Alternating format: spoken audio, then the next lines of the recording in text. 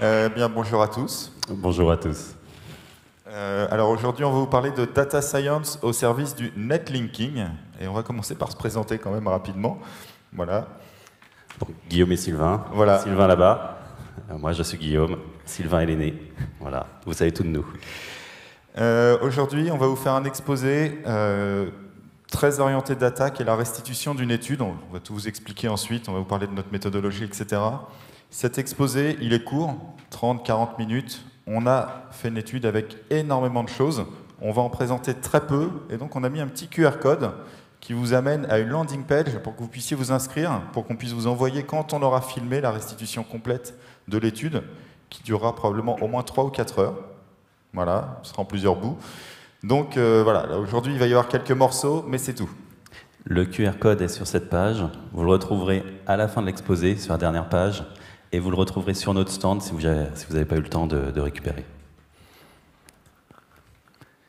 Alors, on va vous parler de ce qu'on va vous présenter aujourd'hui et de comment on a fabriqué toutes les belles courbes qu'on va vous montrer ensuite.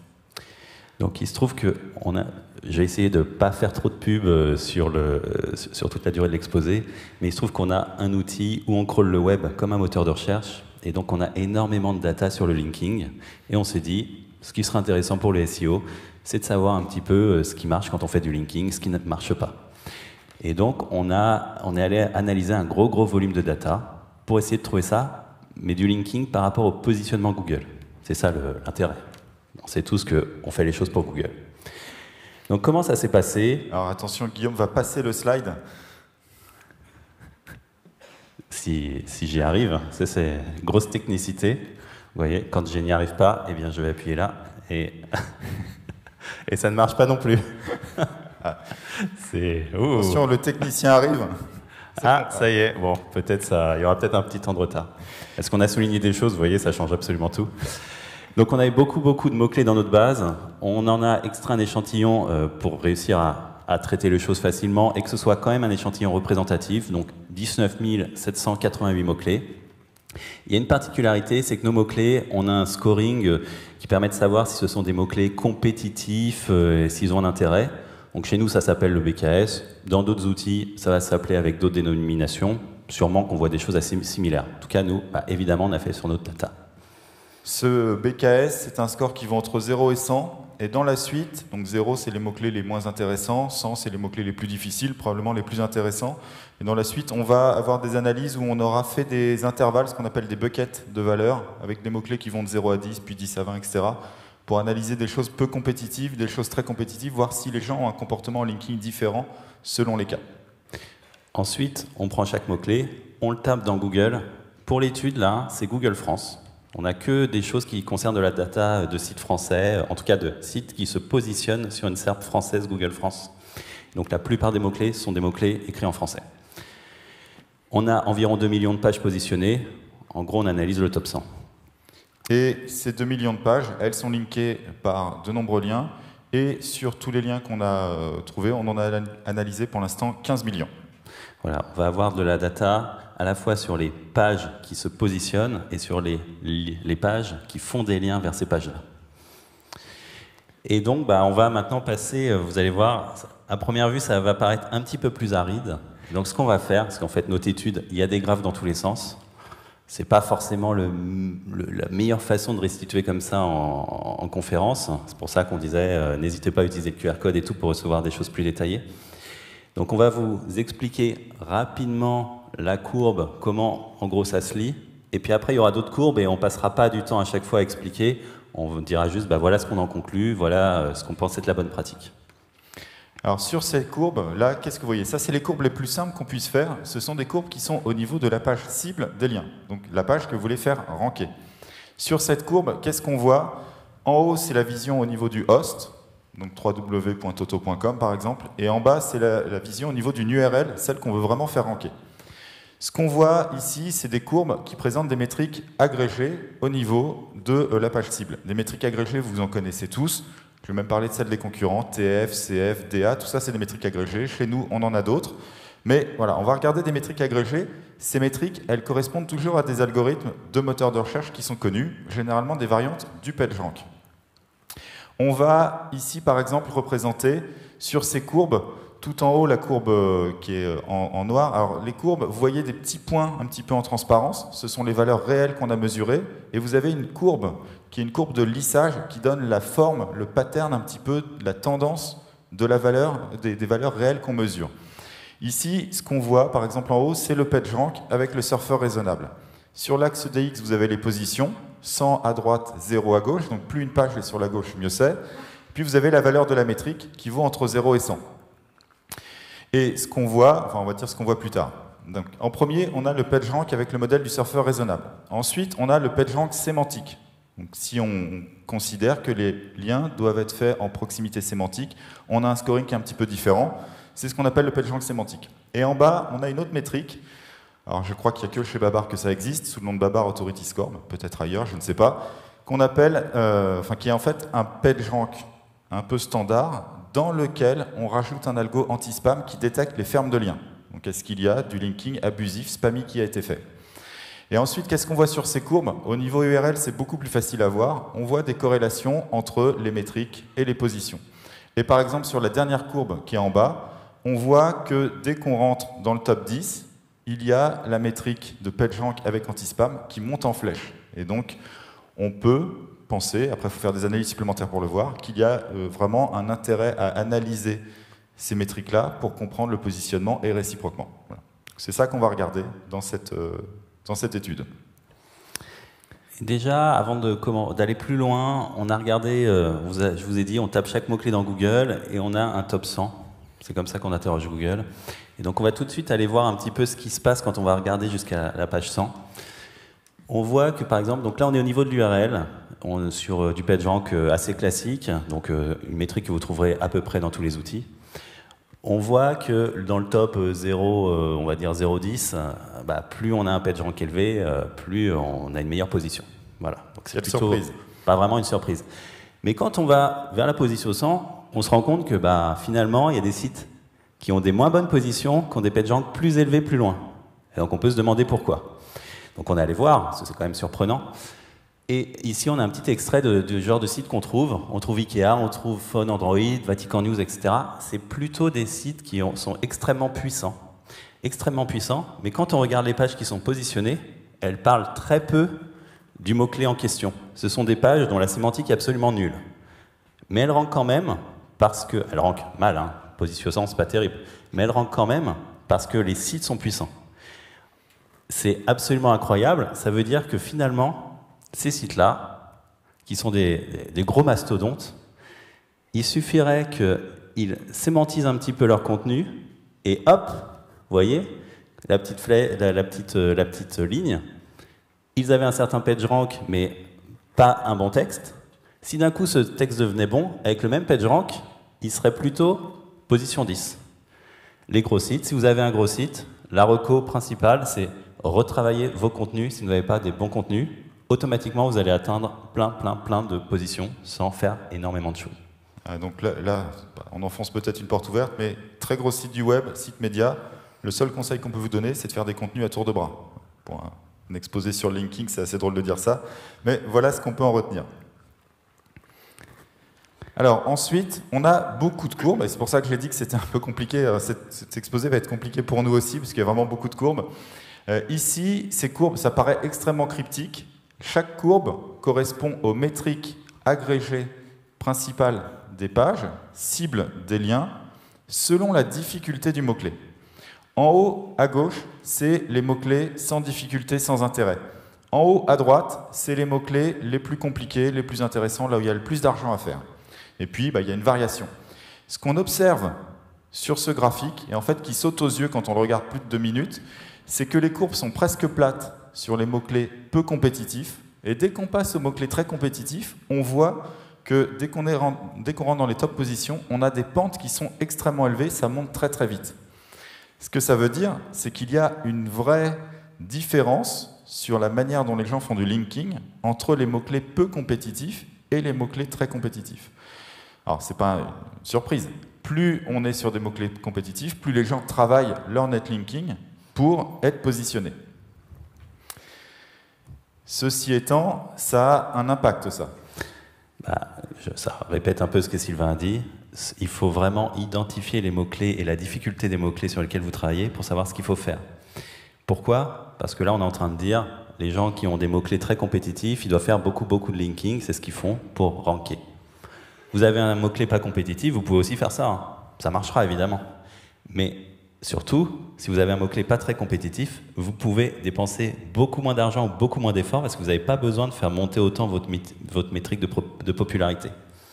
Donc vraiment, ce que va permettre l'analyse un petit peu globale des datas, c'est pas tant de dire ah là là, on fait pas bien quand on fait beaucoup de liens, c'est plutôt de dire en fait, on peut faire la même chose avec le même effet en dépensant moins d'efforts ou moins d'argent. Et ça va être ça un peu tout l'enjeu, et en fait c'est un peu tout ce qu'on a retenu de différentes choses qu'on va voir. Oui. Donc vraiment, qualifiez vos mots-clés quand vous devez les travailler, c'est la première chose à faire, savoir si c'est compétitif ou pas. Alors des exemples pour faire comprendre, ici on a, donc on appelle ça des buckets, les intervalles de valeur sur la compétitivité.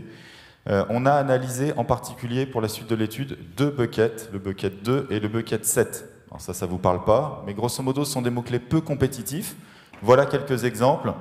Par exemple, sudation excessive Excel, c'est un mot-clé qui est finalement soit peu intéressant, soit peu compétitif au final.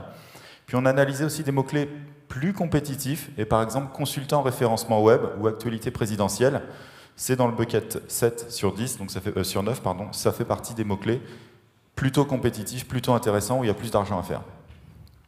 Dans la suite, on ne va regarder que ces 2 buckets pour, quand on fera des distinctions entre les mots-clés.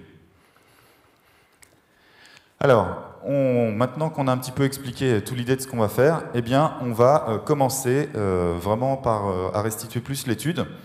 D'abord, les métriques au niveau de la page cible. Donc, c'est ce qu'on avait montré sur le tout premier slide pour expliquer comment fonctionnaient les courbes. Vous l'avez compris, maintenant on n'explique plus trop les courbes, on donne directement les résultats. Sur ces courbes qui montrent les métriques agrégées au niveau cible, qu'est-ce qu'on voit? On voit 3 choses. La première chose, c'est que si on a des mots-clés qui sont difficiles à atteindre, il faut être dans le top. Et que vous voulez être dans le top 3, parce qu'on ne veut pas toujours être dans le top 3.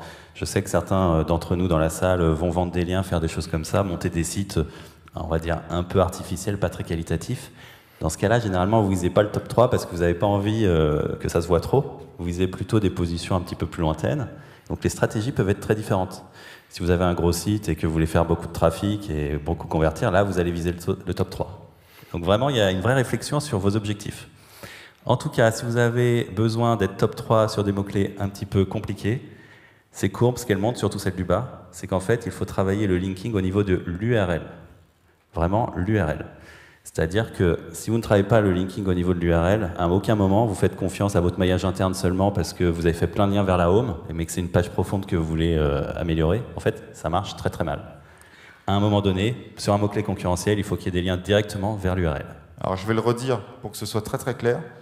Quand vous êtes sur un mot-clé très compétitif et que vous avez un site qui est de puissance raisonnable, si vous ne faites pas de linking interne vers l'URL, vous ne rankez pas. Le maillage interne seul ne suffira jamais à rentrer top 3 sur un mot-clé compétitif. C'est ça que ça veut dire.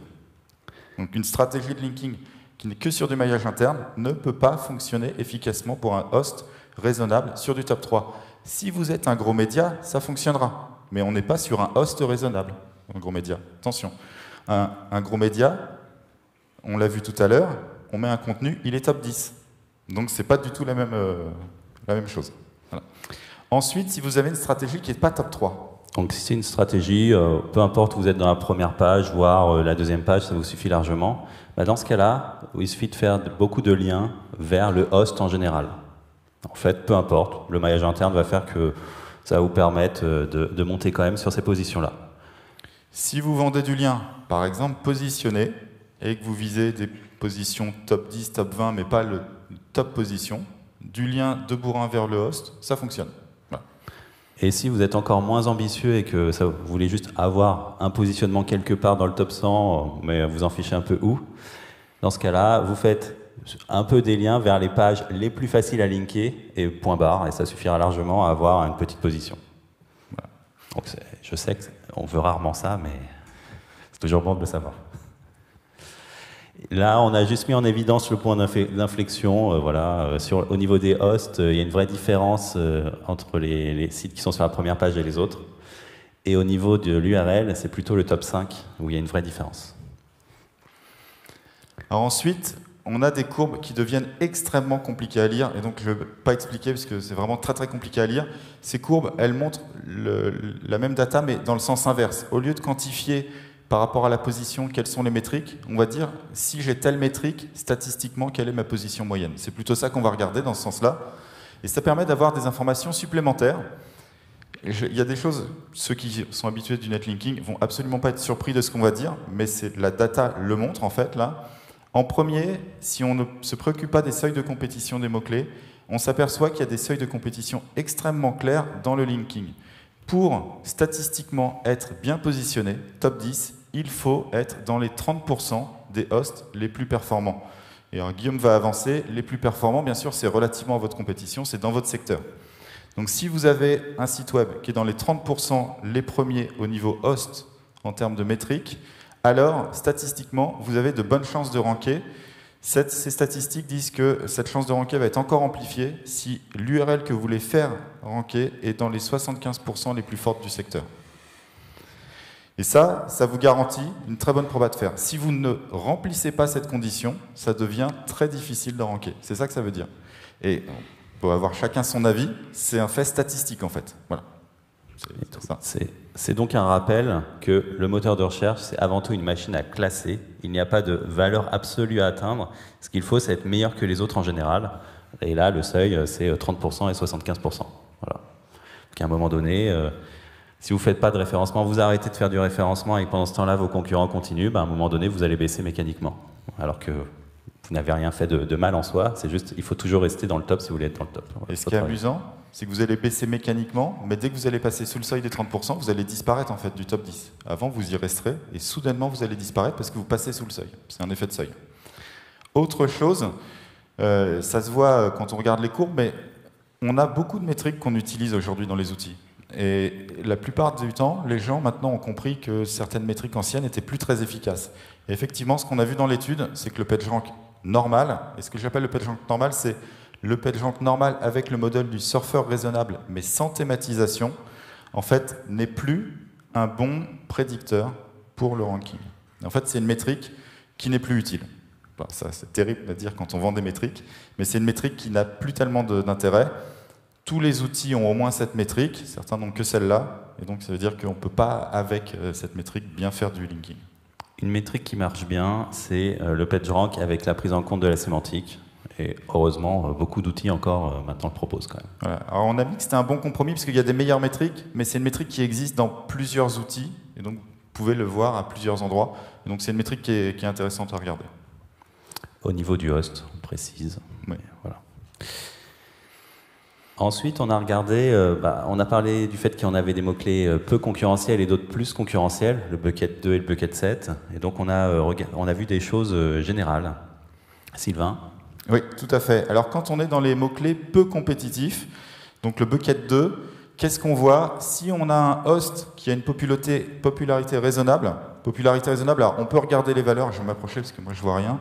Voilà, ça fait des valeurs autour de 60 pour les métriques par exemple au niveau host, de métriques de PageRank sémantique typiquement.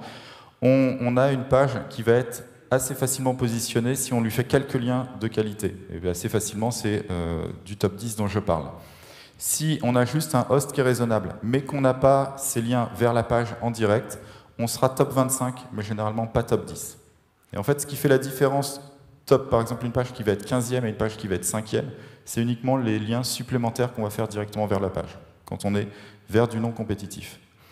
Donc non compétitif, finalement, c'est assez facile. Vous faites beaucoup de liens génériques vers le host, et chaque page que vous voulez faire ranker, vous rajoutez un ou deux liens avec une encre bien faite. Et ça suffira. Quand on est sur du compétitif, le bucket 7, c'est une autre histoire. Et donc le compétitif, on l'a déjà évoqué un peu tout à l'heure, c'est ce qu'on avait déjà commencé à voir. Il faut avoir un host puissant.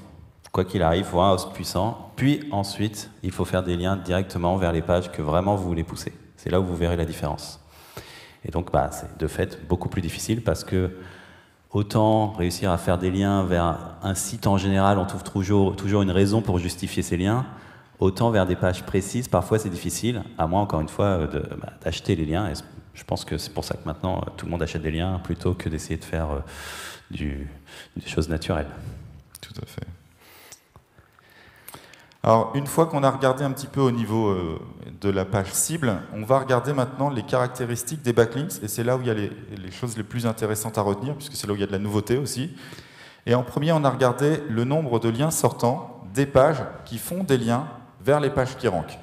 Donc on a regardé toutes les pages qui étaient positionnées, et on regarde les backlinks qui sont faits vers ces pages. Et pour chacun des backlinks, on regarde combien il y a de liens sortants de la page qui fait le backlinks, ou bien vers un site à l'extérieur du site qui porte le lien, ou bien vers d'autres pages du site qui porte le lien. Donc c'est les liens sortants vers l'extérieur du site ou à l'interne vers d'autres pages du site.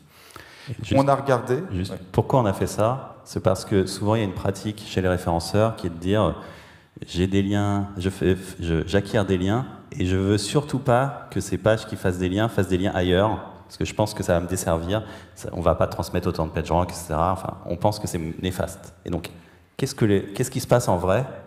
C'est ça qu'on a regardé. On a regardé pour les pages qui sont dans le top 5, pour les pages qui sont dans le top 3, dans le top 2 ou qui sont premières. Et on regarde bien sûr des valeurs moyennes. Et on a regardé pour tous les mots-clés avec des classes de difficulté des mots-clés qui sont marquées ABC, mais peu importe, qu'est-ce qu'on a vu? On a vu que déjà, quand on est dans le top 5, en moyenne, les pages qui font des liens vers les pages du top 5, elles ont 50 à 60 liens sortants par page. Quand on passe dans le top 3, on est autour de 40. Quand on passe dans le top 2, on est entre 35 et 40. Et quand on est premier, Guillaume? C'est 35 ou 40-45 selon un peu la difficulté du mot-clé. Ce que ça veut dire, c'est qu'en fait, il n'y a pas d'intérêt statistique à minimiser, comme un forcené, le nombre de liens sortants des pages qui portent les backlinks. En fait, qu'il y ait 30, 40, 50, 60 liens vers une page qui fait un backlink vers nous, on gagne la même chose. Quand on diminue abusivement ce nombre de liens, on crée une anomalie statistique qui est détectable. Et donc, littéralement, il ne faut pas trop se préoccuper du nombre de liens sortants des pages qui font des BL. Voilà. Parce que statistiquement, aucune page n'est à 2 ou 3 liens sortants près. Voilà. Puisque c'est même pas à 10 ou 15 ou 20 liens sortants près. Donc, premier enseignement, c'est ça. Donc là, c'est vraiment les backlinks vers l'URL qu'on a regardé. Guillaume a déjà changé. Déjà changé. Ouais. Voilà. Ensuite, on a regardé une métrique, alors là, ça revient dans des trucs vraiment beaucoup plus intéressants, le ratio de backlinks vers l'URL. Alors là, cette courbe, elle est un peu complexe, mais je suis désolé, je vais quand même réussir à vous l'expliquer, j'en suis sûr. On prend toutes les pages qui sont dans le top 100. Et on regarde, pour chaque mot-clé, pour chaque page, combien il y a de liens qui pointent vers cette page. Et on normalise la page qui a le plus de liens qui pointent vers elle pour un mot-clé, elle vaut 100 en nombre de backlinks qui pointent vers elle, pour renormaliser. Et après, toutes les autres sont faites en rapport de ça. Donc si je vaux, alors là c'est entre 0 et 1, mais si par exemple je vaux 0,5, ça veut dire que j'ai 50% de mon nombre de liens, c'est 50% du nombre de liens de la page qui a le plus de backlinks qui est face à moi dans les positions pour le même mot-clé. Je ne sais pas si c'est clair. On fait une sorte de classement. Ouais, on fait une sorte de classement, exactement. Et on regarde ça pour toutes les pages, position par position. Et on voit qu'il y a, c'est au niveau par exemple ici, bucket 2, donc peu compétitif, la courbe, il y a des fluctuations, mais un petit peu plates. Et puis quand on arrive autour de la 15e position, ça remonte et ça monte très très vite. Ça veut dire que les pages qui sont dans le top 10, top 15, ont beaucoup plus de liens que les autres. Alors que les pages qui sont par exemple en 25e position n'ont pas beaucoup plus de liens que les pages qui sont en 60, 70e position. Après, ce qui est intéressant, c'est les ratios. Et on s'aperçoit, Guillaume, d'un truc. Donc au niveau de l'URL, sur les mots-clés peu compétitifs, donc à gauche, entre la première et là, donc on a dit la 10e place, on a x2. Donc le 10e a 2 fois moins de liens que le premier, globalement, en général. Donc il y a un certain effort à donner si vous êtes 10e et que vous voulez passer premier, quand même. x2, c'est beaucoup de liens en plus. Mais ça, c'est pour le non compétitif. Pour le compétitif, on est sur x4. Donc vraiment, si vous êtes 10e dans la SERP et que vous avez comme instruction de maintenant on veut devenir premier, et que vous savez que le seul levier, ça va être le linking, il y a vraiment un budget à avoir parce que x4 en nombre de liens, ça va être déjà 1 million de liens, ça peut faire beaucoup de liens. Donc c'est parfois compliqué et juste des fois on va dire on n'y va pas parce qu'on ne va pas être capable de le faire. Ouais. Et ce qui est bien, c'est qu'avec ce genre de courbe, on peut dire, bah, si je peux faire que 1 fois 2, bah, en fait, ça ne sert à rien que j'espère arriver, par exemple, au-delà de la 5e place. Parce que juste, je ne pourrais pas. Mécaniquement, si je ne fais pas x4, je me mets une barrière à réussir à monter au temp 1. Et donc ça permet de faire une espèce de quantification de l'effort et de savoir s'il vaut le coup et de savoir ce qu'on va pouvoir obtenir. On a fait la même chose au niveau du linking des hosts et plus des pages directement. Et là aussi, il y a des ratios. Donc le ratio, je ne sais plus, on l'a pas écrit. On a juste écrit dans le petit truc en vert.